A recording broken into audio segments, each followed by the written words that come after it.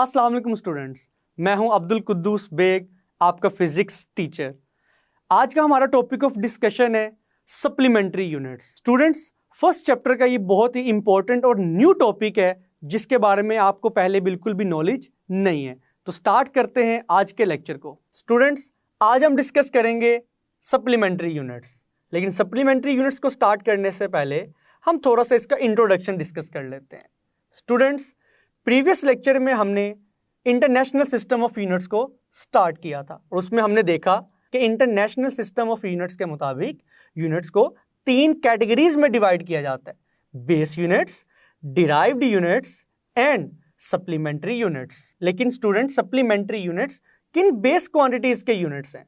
1960 में साइंटिस्ट ने 2 physical quantities को ना तो बेस फिजिकल क्वांटिटीज की कैटेगरीज में शामिल किया, ना डिराइव्ड फिजिकल क्वांटिटीज की कैटेगरीज में शामिल किया।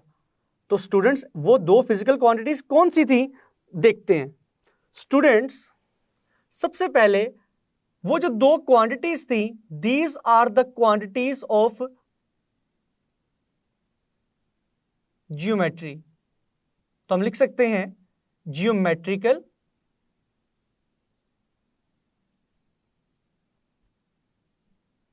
क्वांटिटीज। लेकिन वो 2 क्वांटिटीज हैं कौन सी? First one is plane angle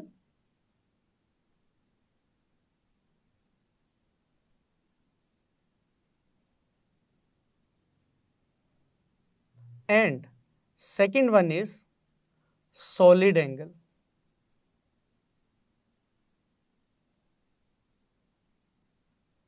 students, plane angle and solid angle are the geometrical quantities. लेकिन आज तो हम सप्लीमेंट्री यूनिट्स को डिस्कस करने जा रहे हैं। तो supplementary units in 2 physical quantities के यूनिट्स हैं। तो पहली फिजिकल क्वांटिटी है plane angle. Plane angle quantity का जो यूनिट है स्टूडेंट्स, वो है radian. It is the first supplementary unit. Solid angle geometrical quantity का जो यूनिट है स्टूडेंट्स, इट इज स्टीरेडियन।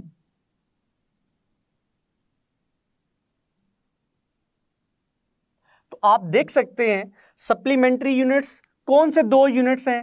पहला यूनिट है रेडियन और दूसरा यूनिट है स्टीरेडियन।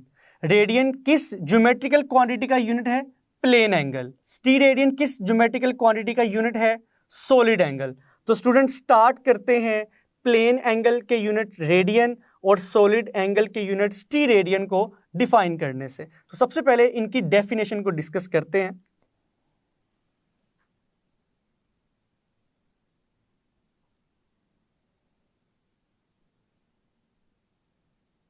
रेडियन। तो स्टूडेंट्स, सबसे पहले आपने डिफाइन करना है radian is the unit of plane angle. यहां पर हम एक वर्ड यूज कर रहे हैं प्लेन। तो स्टूडेंट्स, प्लेन का भी मीनिंग आपको पता होना चाहिए। Plane means that it is a 2D angle. 2D means 2 dimensional angle. इसको भी हम एक एग्जाम्पल से कंसीडर करते हैं। And it subtended at the centre of a circle.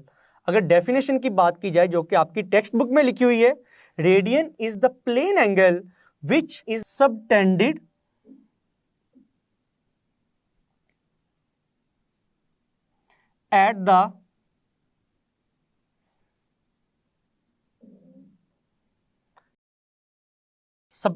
at the center of a circle between 2 radii which cuts off an arc equal in length to the radius of circle।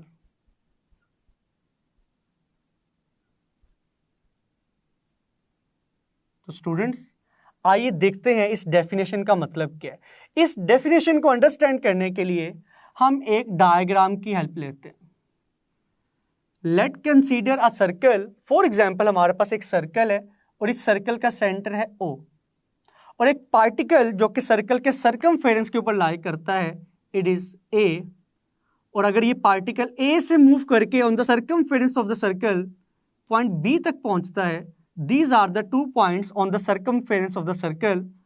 तो आपको मालूम है circle के centre से किसी भी point तक का जो डिस्टेंस है, it is the radius of the circle. तो स्टूडेंट्स थोड़ा सा लेबल करते हैं इसको, it is the radius, it is also the radius, and this is the arc, and the length of this arc is equal to the arc length.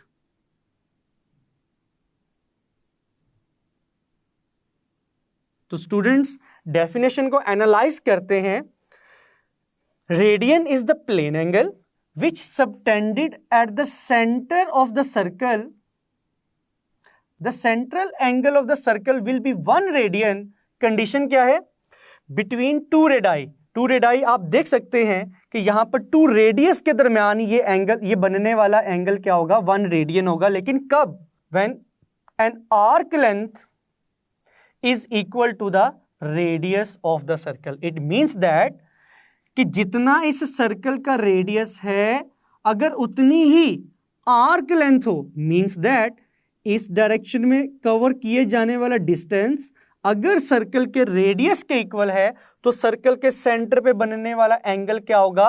1 radian होगा। तो हम लिख सकते हैं the central angle of a circle will be 1 radian when the length of its arc is equal to the radius of the circle. तो students ये condition आपने अपने माइंड में रखनी है और डेफिनेशन को याद करना आपके लिए बहुत आसान हो जाएगा अगर आप इस कंडीशन को अपने माइंड में रखते हैं। ये कंडीशन क्या है कि किसी भी सर्कल के मरकज मींस सेंटर पे बनने वाला एंगल 1 रेडियन उस वक्त होगा जब सर्कल की आर्क लेंथ उसके रेडियस के क्या होगी? इक्वल होगी। तो यहां पर हम देख सकते हैं L is equal to radius of the circle. तो स्टूडेंट्स इस कंडीशन के बाद अगर हम रेडियन को फॉर्मूला की मदद से डिफाइन करने की कोशिश करें तो सर्कल के सेंटर पे बनने वाला एंगल 1 रेडियन होगा, जो कि किसके इक्वल होगा? Radian angle is equal to arc length divided by radius of the circle. तो स्टूडेंट्स एक और एग्जांपल देखते हैं। अगर इस आर्क लेंथ को मैं 2 सेंटीमीटर कंसीडर करूं तो आपका सेंट्रल एंगल 1 रेडियन उस वक्त होगा जब सर्कल का रेडियस भी क्या होगा? 2 सेंटीमीटर। तो आप देख सकते हैं कि अगर मैं आर्क लेंथ की वैल्यू 2 सेंटीमीटर पुट करूं और रेडियस की वैल्यू भी 2 सेंटीमीटर पुट करूं तो आपका जो फाइनल आंसर होगा इट विल बी 1 रेडियन। तो फाइनली इसी फॉर्मूले को सिंबॉलिकली हम रिप्रेजेंट कर सकते हैं। Theta will be in radian which is equal to length of arc divided by radius R. Students इसी फॉर्मूले को आप chapter number 1 first year physics में अगेन डिस्कस करेंगे। इस फॉर्मूले को हम ऐसे भी लिख सकते हैं L is equal to R theta. तो स्टूडेंट्स ये था रेडियन, सर्कल के सेंटर पे बनने वाला एंगल। और इसकी एक और खास बात क्या है कि इट इज 2D, कि ये 2 डायमेंशनल ऑब्जेक्ट्स के ऊपर एप्लीकेबल है। एक और बात याद रखिएगा कि सर्कल के सेंटर पे बनने वाला टोटल एंगल किसके इक्वल होता है? The total angle, total central angle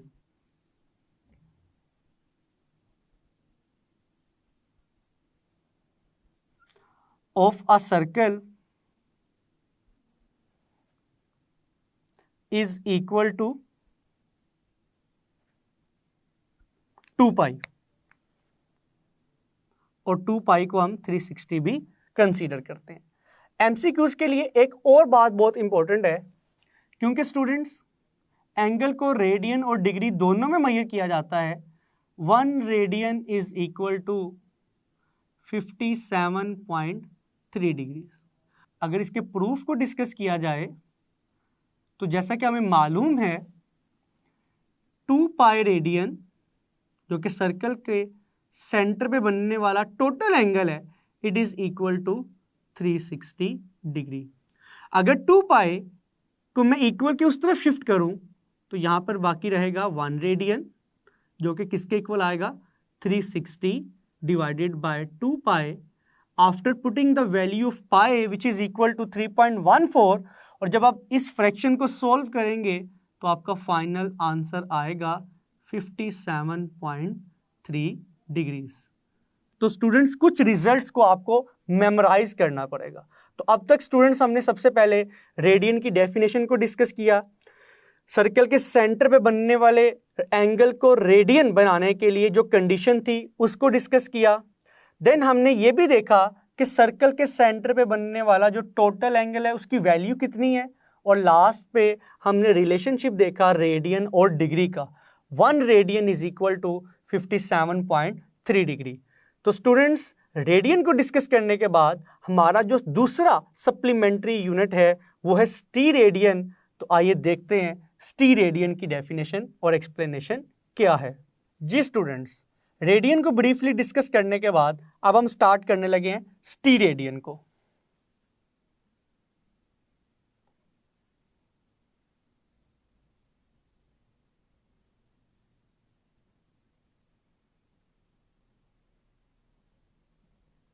तो स्टूडेंट्स सबसे पहले आपने मेंशन करना है steradian is a solid angle. Solid angle means that it is a 3D angle. तो स्टूडेंट्स ये सिर्फ उन ऑब्जेक्ट्स के ऊपर एप्लीकेबल है जो 3 डायमेंशनल है, जिनकी लेंथ और विड्थ के साथ थिकनेस भी कंसीडर की जाती है। तो डेफिनेशन को डिस्कस करते हैं जो कि बुक में मौजूद है। तो students steradian is the solid angle which is subtended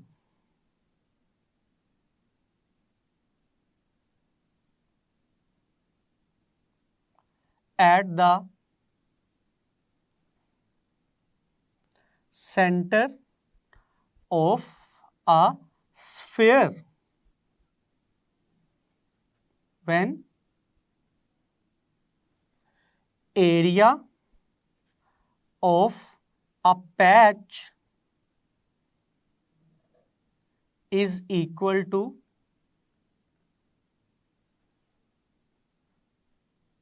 the square of radius is equal to the square of radius।